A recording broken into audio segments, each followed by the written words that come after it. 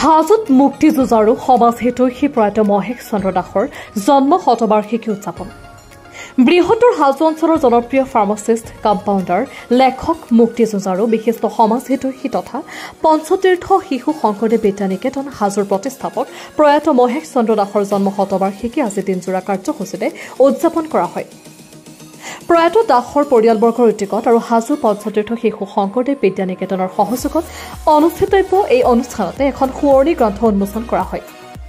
কাৰ্যসূচী অনুসৰি পুৱা 8:30 বজাত প্ৰতিষ্ঠাপক প্ৰয়াত মহেশ চন্দ্ৰ দাসৰ অবক্ষ মূৰ্তিত বন্তি প্ৰজ্বলন আৰু মাল্যাৰ্পণ কৰে ক্ৰমে সাহিত্যিক পেঞ্চনাৰ নৃপেন্দ্ৰ কুমাৰ ভাগৱতী আৰু চলচ্চিত্ৰ পৰিচালক তথা বিশিষ্ট নাট্যকৰ্মী পংকজ পল্লৱ শৰ্মাই।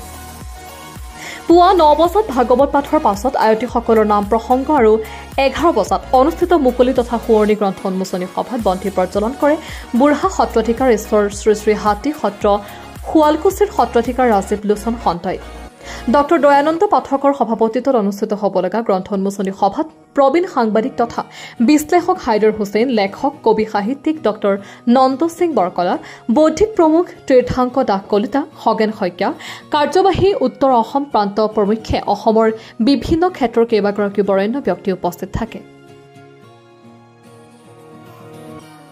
আজি ইয়াতে মহেশ চন্দ্ৰ দাসদেৱৰ জন্ম শতবাৰ্ষিকী উদযাপন উপলক্ষে আমি ইয়াতে দিনজোৰা কাৰ্যসূচীৰে অনুষ্ঠান অনুষ্ঠিত কৰিছোঁ। ৰাতিপুৱাৰ পৰা আমি ইয়াতে তেখেতৰ প্ৰতিকৃতিত ইয়াতে বিদ্যালয় স্থাপন কৰা আবক্ষ মূৰ্তিত আমি বন্তি প্ৰজ্বলন, মাল্যাৰ্পণ, ভাগৱত পাঠ, আয়তীসকলৰ নাম কীৰ্তন ইত্যাদি কৰাৰ পিছত আমি 11 বজাৰ পৰা এই বিদ্যালয় চৌহদত ধৰ্মীয়া কৰি ৰখাৰ উদ্দেশ্যেৰে আমি এখন গ্ৰন্থ প্ৰকাশ কৰাৰ ব্যৱস্থা কৰিছোঁ আৰু সেই গ্ৰন্থখনি উন্মোচনী আৰু মুকলি সভাৰ আয়োজন কৰিছোঁ। মহেশ চন্দ্ৰ দাস এগৰাকী হাজোৰ সাধাৰণ মানুহ আছিল। সাধাৰণ মানুহ হৈও তেওঁ অসাধাৰণ কিছুমান কামত জড়িত আছিলে। তেখেতৰ যিটো ব্যক্তিত্ব, তেখেতৰ যিবিলাক সাহস, তেখেতৰ সমাজৰ প্ৰতি থকা যিবিলাক ভালপোৱা, শিশুৰ প্ৰতি থকা যিবিলাক প্ৰেম, এই প্ৰেমেই মানুহজনক সমাজত আজিও হাজো অঞ্চলত চিৰ যুগমীয়া কৰি ৰাখিছে। তেখেতৰ উল্লেখনীয় কৃতি হৈছে এই পঞ্চতীৰ্থ শিশু শংকৰদেৱ বিদ্যানিকেতন হাজোখনি। এনেকুৱা এখন বিদ্যালয় তেওঁ স্থাপনৰ কাৰণে একেবাৰে 90 দশকৰ পৰা আহুপুৰুষাৰ্থ কৰিছিল যে সমগ্ৰ হাজো অঞ্চলৰ শিশুসকলক যাতে নৈতিক চৰিত্ৰ গঠনৰ শিক্ষা দি পেলাই ভৱিষ্যতে দেশৰ এগৰাকী নাগৰিক কৰিব পাৰি, তাৰ বাবে তেওঁ আহুপুৰুষাৰ্থ কৰিছিল, অশেষ চেষ্টা কৰিছিল।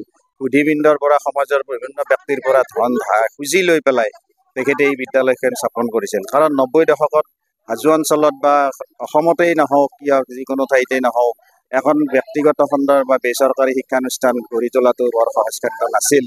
গতিকে তেখেতৰ নিচিনা এগৰাকী সাহসী ব্যক্তিয়ে তেখেতে যথেষ্ট কষ্ট স্বীকাৰ কৰি, ত্যাগ স্বীকাৰ কৰি, মনোবল বৃদ্ধি কৰি এনেকুৱা এখন বিদ্যালয়ৰ জন্ম দিছিলে আৰু বিদ্যালয়খনি আজি ঠন ধৰি এইখন হাইস্কুল পৰ্যায়লৈ উন্নীত হ'বলৈ আৰম্ভ কৰিছে বা আমাৰ বিদ্যালয়ৰ পৰা 2002 বৰ্ষৰ পৰা উচ্চতৰ মাধ্যমিক শাখাত বা নিউজ ডেস্ক ৰিপৰ্ট, নিয়মীয়া খবৰ।